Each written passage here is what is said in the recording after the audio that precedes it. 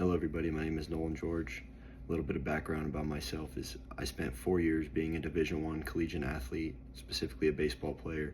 My first 2 years I spent at UNLV, and then I transferred over to San Jose State to finish out my career. Throughout my time there, I was able to become the leader my senior year of the entire baseball team. Along with that, I achieved my bachelor in communications, and I've also was able to be the student athlete advisory committee representative for the baseball team, in which all those experiences have allowed me to become a greater leader, greater individual, and have propelled me in my experiences, not only as an athlete, but in the outside world, being able to communicate with vast groups of diverse people and bridge the understanding between my teammates as well and my coaches in times where maybe they felt like they didn't have that communication, and mainly just being able to express my effective communication strategies and conflict resolution strategies while being a part of the baseball team. For the questions, the first question, what qualifications do you possess that feel will make you successful in the future? My qualifications include a bachelor's degree in science or in communication sciences. I have 4 years of Division I athlete experience at 2 different universities. I've contributed over 48 hours of volunteer work to food distributions, and I've been able to adapt a unique skill set through my time as an athlete, student, as a friend, teammate, peer, any of those things. I've been able to really understand how to effectively communicate, how to bring people together, how to empathize with people, and how to really understand them in order for us to all move forward and progressively get things done. How do you deal with stress? My first ability to deal with stress is I acknowledge it. I look at what's stressing me out, look at the things that may be slowing me down or overwhelming me, break them down, see if they're achievable, and see if they're willing to be, if I should be stressing over them in the long run. Is it something that needs to be important right now? Is it something that needs to be done right now? Or is it something that I could do and put on the back burner while still effectively, productively getting everything else done? A big thing in my mindset as an athlete was my coach would always tell us, failing to prepare is preparing to fail. And in my understanding, to me, that meant if I'm not physically ready, mentally ready, if I haven't even been drinking enough water, then how am I going to expect to succeed? If I haven't prepared for that moment, then I'm going to prepare to fail because I haven't been doing anything for that moment. That was something that really helped me transition into everything, not just being an athlete, not just being a baseball player. In terms of what I consider to be my strengths and weaknesses, my weaknesses have always been taking on too much of a workload, or seeing other people lacking in their department and doing my best to come out and do more than usual, more than my normal job in order to help get things done. And then also another weakness, just striving for perfection. As an athlete, you spend a lot of time doing practice, perfecting your craft, and when you're not meeting that standard, you may have coaches or teammates that are explaining to you like you're failing to meet the standard, you're failing to meet the perfection standard, and we're doing this to be perfect, not to be mediocre. So I think that's something that striving for perfection is something that I could see it myself as a weakness, because that's really all I know is the discipline to strive for perfection every time and do it until you do it right. And then for strengths, I've been able to really tone down on my conflict resolution skills with wide varieties of people. My teamwork skills, bringing people together, solving problems, effective communication skills, being able to talk to not just one group of people, but multiple groups of people, diverse groups of people.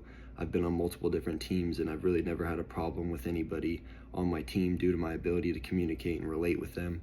Another strength I have is leadership. I was the senior captain of my high school baseball team, as well as the senior captain of my Division I college baseball team. And then lastly, I have discipline and adaptability. As an athlete, I've been at 2 different universities. There's really no time to adapt between universities. You either pick it up and you get it, or you don't. And with that takes a lot of discipline and being able to understand that the game is the same no matter where you go.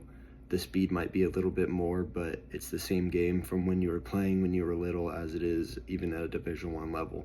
And for me, my adaptability and my discipline helped propel me at my new university in the performance aspect. What are some of your leadership experiences? My leadership experiences include being captain of my senior baseball team, my baseball team as a senior in high school, my senior year of high school, and being able to be the captain of my senior year team as well, being at the Division I level in college. Being a leader of these two teams, having 30 plus teammates under my wing, looking to me for advice, looking to me to set up practices in times where organized practices aren't allowed in the off season, really helped build me, helped form my character as not only an athlete but also a teacher, a potential coach, maybe. Really just understanding and asking the guys, what kind of things would you like to work on in practice? What do you see that we need? Here's what I see. What do you see? So that we can form a better understanding and become closer, because having two separate understandings doesn't bring anybody closer, and especially when you have 30 to 40 grown men on a team, it's really important to be direct in the understanding of what we're going to do today, why we're doing it, and how long it's going to be, because if we do it right, we can get it over with. And then also being a representative for the Student Athlete Advisory Committee at San Jose State. I was fortunate to be selected to represent the baseball team, and with that came expressing ideas, opinions, of all that stuff from the 30 guys who would tell me to go say something in these monthly meetings. And for example, we all would share a weight room, and I explained that if you want to get stuff out to the public, to the student athletes, put flyers, put QR codes in the weight room. That's a room that we all share, that we all go in and out of. We get food, we get snacks, we lift in there. We have set times where we go in there, but it's all shared by the athletic department. So I felt that would be the best place to get outreach, get the most from what we were trying to do as the Student Athlete Advisory Committee.